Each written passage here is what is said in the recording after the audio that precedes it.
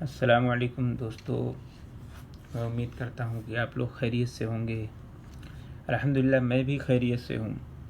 تو میں آج آپ لوگوں کو بتانے والا ہوں کہ رسول اللہ صلی اللہ علیہ وسلم قیدیوں کے ساتھ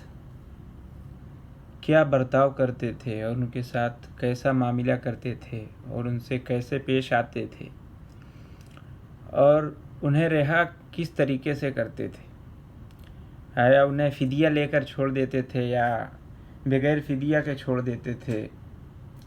اور اگر جو فدیہ نہیں دے پاتا تھا تو اس کے ساتھ کیا کرتے تھے، یہ سب باتیں انشاءاللہ آپ کو میں بتاؤں گا تفصیل کے ساتھ۔ لیکن اس سے پہلے ایک بات میں کہنا چاہتا ہوں کہ میں دیکھتا ہوں کہ لوگ ان سب چینلوں کو بڑی جلدی سبسکرائب کر لیتے ہیں جن میں لڑکیاں رہتی ہیں اور چھوٹے چھوٹے کپڑے پہن کر آتی ہیں، اور اس طرح کے چینل کو میں دیکھتا ہوں بہت جلدی 2-4 مہینے میں وہ سب ملین تک پہنچ جاتے ہیں بھائی۔ اور جو لوگ اچھی باتیں آپ کو بتاتے ہیں، اسلام کی باتیں بتاتے ہیں، دین کی باتیں بتاتے ہیں، ان کو کوئی نہیں سبسکرائب کرتا۔ بھائی یہ غلط ہے، ایسا مت کرو، سبسکرائب کر لیا کر لو، اس میں ہمارا بھی فائدہ ہے، آپ کا بھی فائدہ ہے، ہم اس سے موٹیویٹ ہوتے ہیں۔ آپ اگر سبسکرائب کرتے ہیں تو ہمارے سمجھ میں آتا ہے کہ لوگ ہماری باتیں سنتے ہیں اور انشاءاللہ اس پر عمل بھی کرتے ہوں گے، اور آپ کا فائدہ یہ ہوگا کہ آپ کو روزانہ نئی باتیں ملیں گی اسلام کے بارے میں، دین کے بارے میں، جس سے آپ کا دنیاوی بھی فائدہ ہوگا، اور دنیاوی فائدہ یہ کہ آپ کو جانکاری نئی حاصل ہوگی روزانہ، اور دینی فائدہ یہ کہ آپ اس پر عمل کریں گے تو انشاءاللہ آپ کا آخرت بھی آپ کی بن جائے گی۔ تو ٹھیک ہے، امید کرتا ہوں کہ آپ لوگ میری بات کو سمجھیں گے اور اس پر عمل بھی کریں گے۔ تو آگے میں بتاتا ہوں آپ کو کہ آج رسول اللہ صلی اللہ علیہ وسلم کا قیدیوں کے ساتھ معاملہ کیا تھا اور ان کا برتاؤ کا کیا طریقہ تھا۔ جب جنگی قیدیوں میں سے بعض کو ادراہ احسان آپ صلی اللہ علیہ وسلم رہا کر دیتے تھے، یعنی ان سے کچھ نہیں لیتے تھے فدیہ وغیرہ، ایسے ہی ان کو احسان کے طور پہ رہا کر دیتے تھے، اور بعض سے فدیہ لیتے تھے۔ اب یہاں فدیہ کے بارے میں بتا دیتا ہوں آپ کو کہ فدیہ میں صرف پیسہ یا مال ضروری نہیں ہے، آپ صلی اللہ علیہ وسلم اس کے علاوہ بھی کچھ اور بھی لیا کرتے تھے۔ جیسے اگر کوئی فدیہ نہیں دے پاتا، فدیہ میں مال ہے یا کوئی چیز سامان ہے، یہ نہیں دے پاتا تھا تو اس سے آپ کام بھی لیتے تھے، آگے اس کی تفصیل ہے۔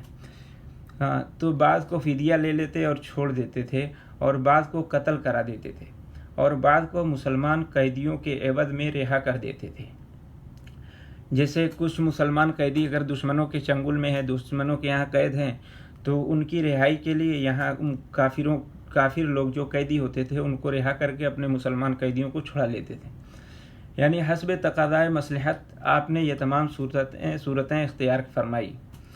اور حضرات انصار نے اجازت چاہی کہ رسول اللہ صلی اللہ علیہ وسلم کے چچا حضرت عباس رضی اللہ تعالیٰ عنہ سے فدیہ کی رقم نہ لی جائے، تو آپ نے فرمایا کہ 1 درہم بھی نہ چھوڑا جائے۔ اور اسی طرح سے حوازن کے قیدیوں کو آپ صلی اللہ علیہ وسلم نے تقسیم کے بعد واپس کر دیا تھا، اور غنیمت کے مستحق صحابہ نے اسے بخوشی منظور کر لیا تھا۔ جن لوگوں کو کچھ تردد تھا تو انہیں آپ صلی اللہ علیہ وسلم نے فی کس کے عوض 6 حصے دیے۔ تو آگے امام احمد رحمۃ اللہ علیہ نے حضرت ابن عباس کی حدیث نقل کی ہے کہ کچھ قیدی ایسے تھے جن کے پاس فدیہ دینے کے لیے مال نہ تھا، تو نبی کریم صلی اللہ علیہ وسلم نے ان کا فدیہ یہ مقرر کیا کہ وہ انصار کے بچوں کو لکھنا سکھا دیں۔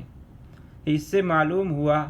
کہ مال کے علاوہ کسی کام کو بھی فدیہ قرار دیا جا سکتا ہے۔ اور اسی طرح سے رسول اللہ صلی اللہ علیہ وسلم نے فرمایا کہ باندی کو اس کے بچے سے علیحدہ نہ کیا جائے، یعنی باندی ہے اور اس کا بچہ ہے تو دونوں کو ایک ساتھ رہنے دیا جائے، ان کے درمیان علیحدگی سے منع فرمایا آپ صلی اللہ علیہ وسلم نے۔ اور آگے فرمایا کہ جو ماں اور اس کے بچے کے درمیان جدائی ڈالے گا، قیامت کے روز اللہ تعالیٰ اس کے اور اس کے محبوب کے درمیان جدائی ڈال دے گا۔ اور اسی طرح سے آپ صلی اللہ علیہ وسلم جب کچھ تقسیم فرماتے تھے تو ایک گھرانہ کے لوگوں کو ایک ساتھ عطا کرتے تھے، یعنی سب کو ایک ساتھ دیتے تھے، یعنی 2-4 لوگوں کو ماں کو دے دیا، بیٹے کو نہیں دیا، بچے کو نہیں دیا، ایسا نہیں، یعنی گھر کے جتنے پرسن ہوتے تھے، جتنے لوگ ہوتے تھے، سب کو ایک ساتھ عطا فرماتے تھے۔ آپ سے ثابت ہے کہ آپ صلی اللہ علیہ وسلم نے مشرکین میں سے ایک جاسوس کو قتل کیا، اور یہ بھی ثابت ہے کہ آپ نے حاطب کو قتل نہیں کیا، حالانکہ انہوں نے جاسوسی کی تھی اور غزوہ بدر میں موجود تھے۔ اور اس واقعہ سے بعض علماء نے استدلال کیا ہے کہ مسلمان جاسوس کو قتل نہ کیا جائے، اور اسی طرح سے امام مالک اور امام احمد کے شاگرد ابن عقیل وغیرہ کا فتویٰ ہے، قتل کا فتویٰ ہے، اس لیے کہ اس واقعہ میں غزوہ بدر میں حاضری ایک ایسی وجہ ہے جو قتل کے معنی ہے۔ یہاں بتا رہے ہیں کہ آپ صلی اللہ علیہ وسلم جاسوس کو قتل کر دیا کرتے تھے، لیکن حاطب ایک جاسوس تھا جس کو قتل نہیں کیا۔ کیوں نہیں قتل کیا؟ اس کی وجہ یہ تھی کہ یہ غزوہ بدر میں شریک ہوئے تھے، آپ صلی اللہ علیہ وسلم کے ساتھ، مسلمانوں کے ساتھ غزوہ بدر میں شریک ہوئے تھے، اس لیے انہیں قتل نہیں کیا گیا تھا، باقی جاسوسوں کو قتل کر دیا جاتا تھا، اور قتل کرنا جائز ہے، جو کہ دوسرے مسلمان جاسوس میں نہیں پائی جاتی تھی، کیونکہ اگر صرف اسلام کا مانع قتل ہوتا تو یہ وجہ نہ بتائی جاتی، بلکہ ان کا صرف مسلمان ہونا کافی سمجھا جاتا، اور یہی رائے زیادہ قوی ہے۔ اور اسی طرح سے آپ صلی اللہ علیہ وسلم کی عادت طیبہ یہ تھی کہ مشرکین کے غلام اگر مسلمانوں کے علاقہ میں آ جاتے تو انہیں آزاد سمجھتے جب وہ مسلمان ہو جاتے۔ نیز آپ صلی اللہ علیہ وسلم کی سنت طیبہ یہ تھی کہ کوئی مسلمان ہو جاتا تو اس کے پاس جو کچھ ہوتا اس کے پاس رہنے دیتے تھے۔ اسی طرح سے کفر اور حالت جنگ میں کافر مسلمانوں کا خواہ کتنا ہی جانی و مالی نقصان پہنچا چکے ہوں، اسلام لانے کے بعد ان سے وہ مال واپس نہیں کرواتے تھے۔ یعنی جب جنگ ہوتی تھی تو جو کافر مسلمانوں کا مال چھین لیتے تھے اور مسلمانوں کو مارتے تھے، تکلیف پہنچاتے تھے، تو جب وہ کافر مسلمان ہو جاتا تھا تو جو کچھ اس نے مسلمانوں کا مال چھینا ہے اس کو آپ صلی اللہ علیہ وسلم واپس نہیں کراتے تھے، بلکہ اسی کے پاس رہنے دیتے تھے۔ اور آگے اسی طرح سے غنیمت کی جو زمینیں ہوتی تھیں ان کے بعد اس کو کیسے تقسیم کرتے تھے آپ صلی اللہ علیہ وسلم، یہ بھی آگے میں بتاؤں گا۔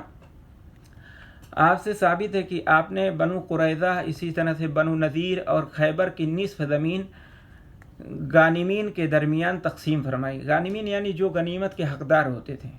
ان کے درمیان تقسیم فرمائی، اور خیبر کی زمین کا نصف حصہ یعنی آدھا حصہ لشکروں کے استقبال و ضیافت اور اسی طرح سے کوئی ناگہانی حادثہ کے متاثر افراد کے تعاون کے لیے مختص کیا تھا۔ یعنی آدھی زمینیں غانمین یعنی جو اس کے حقدار تھے ان کے درمیان تقسیم کر دی تھی، اور آدھی زمینوں کو روک لیا تھا وہ لشکروں کو استقبال کرنے کے لیے، اور اسی طرح سے اگر کوئی ایسا حادثہ پیش آ جائے جس سے کچھ لوگ متاثر ہو جائیں تو ان کے لیے روک لیا تھا۔ اور اسی طرح سے مکہ کی زمینیں تقسیم نہیں فرمائی، کیونکہ وہ مناسک حج کی جگہ ہے اور وہ مسلمان پر وقف ہے۔ مکہ کی زمین کا مسئلہ یہ تھا کہ وہاں لوگ حج کرتے تھے، جب وہ تقسیم کر دی جاتی تو لوگوں میں بڑھ جاتی، پھر وہاں حج کرنے میں لوگوں کو مشکل ہوتی، کیونکہ ہر آدمی کچھ زمین کا مالک ہو جاتا، اس لیے آپ نے وہاں کی زمین کو تقسیم نہیں فرمایا۔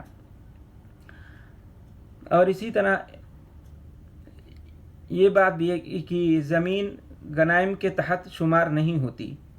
کچھ لوگ کہتے ہیں کہ زمین جو ہے یہ غنیمت نہیں ہے، غنیمت صرف وہی چیز ہوتی ہے جو چیز منقول ہوتی ہے، یعنی ایک جگہ سے دوسری جگہ لے جائی جائے